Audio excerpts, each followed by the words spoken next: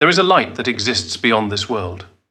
Not the sun, not some astral glow, something else.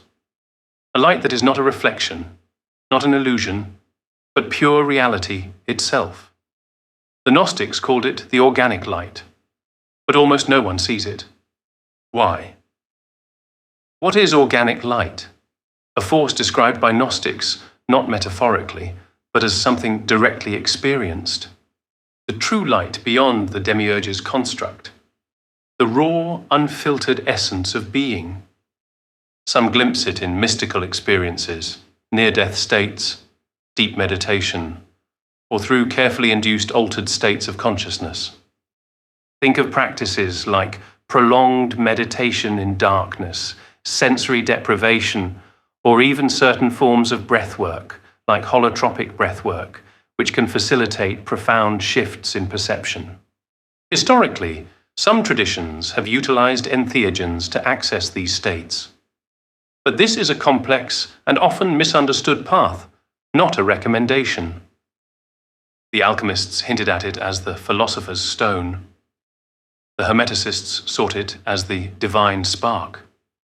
But the knowledge was often veiled, hidden, deliberately obscured. The Demiurge's false light. The Demiurge's system is built on false illumination, a carefully constructed simulation designed to keep us from perceiving the true source. The light most people see is an artificial construct, a controlled spectrum of reality, a shadow play on the walls of the cave.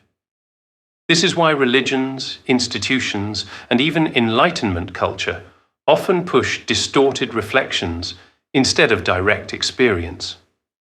Dogmatic belief systems, demanding blind faith without questioning or personal exploration. Materialism, promoting the relentless pursuit of material wealth and status as the ultimate goal, distracting from inner truth.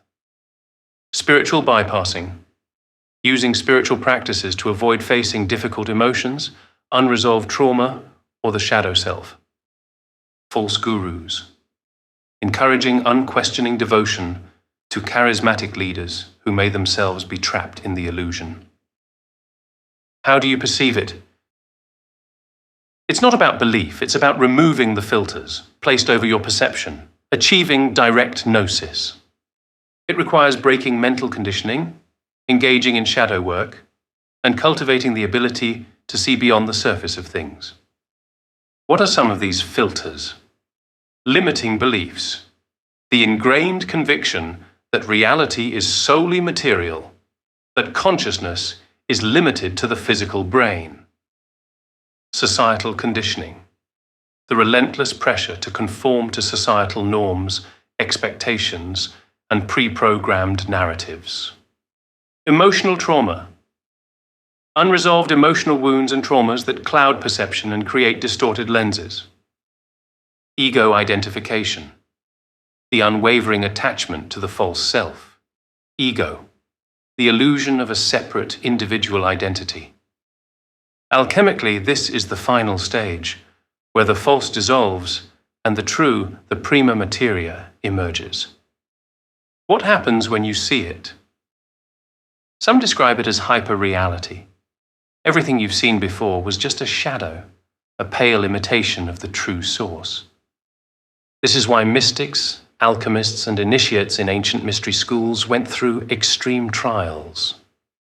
Because this knowledge was considered powerful, transformative, and potentially disruptive to the established order.